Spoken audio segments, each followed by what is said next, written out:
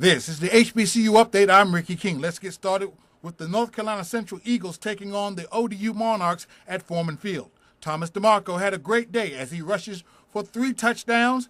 The Monarchs rushed for 279 yards in this contest as they easily defeat the Eagles 42-28. The Monarchs men's basketball team opened up their exhibition season against the Vikings of Elizabeth City State University. The Monarchs were led by Gerald Lee with 24 points and 8 rebounds. The Vikings were led by Trent Bivens, who had 18 points on the night as the Monarchs roll 86-48. The Spartan basketball team opened up their season with a tune-up game against SUNY New Paltz. Alik Pauling led the attack with 24 points. The Spartans struggled from the field all night tonight, but they prevail 101-89.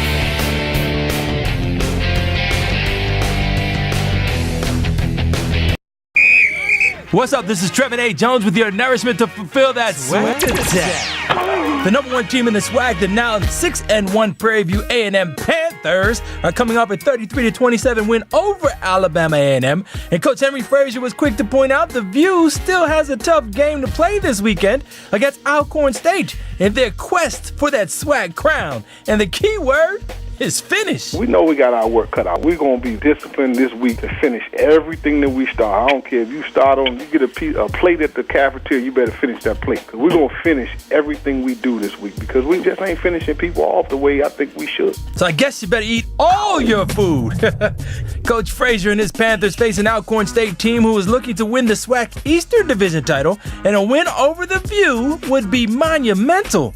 Speaking of the SWAC Eastern Division, 3 teams are in the hunt for that title: Jackson State, Alabama A&M, and Alcorn State. And it so happens Jackson State, fresh off taking the sting out of the Alabama State Hornets 19-7, will now face those Bulldogs of Alabama A&M.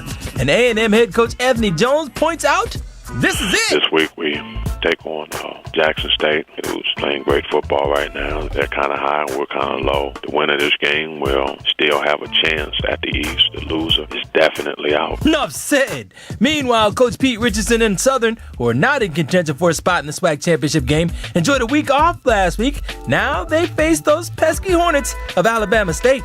Mississippi Valley State, 30-7 loses to Texas Southern a week ago, will host Lincoln of Missouri, while the Johnny Cole-led Tigers of Texas Southern will be in a catfight this weekend when they take on the Grambling State Tigers. The G-men try to rebound from a 49-42 loss they suffered to Arkansas Pine Bluff. And speaking of the Bluff and its Golden Lions, it's their turn to take a week off. And before I go, last weekend, buses carrying the infamous Grambling State Marching Band were involved in an accident in which 12 students and a bus driver were injured. And I'm happy to report none of those injuries were life-threatening, and all were treated and released from the hospital. I'm Trevin A. Jones with your HBCU Update, SWAC style. Hey!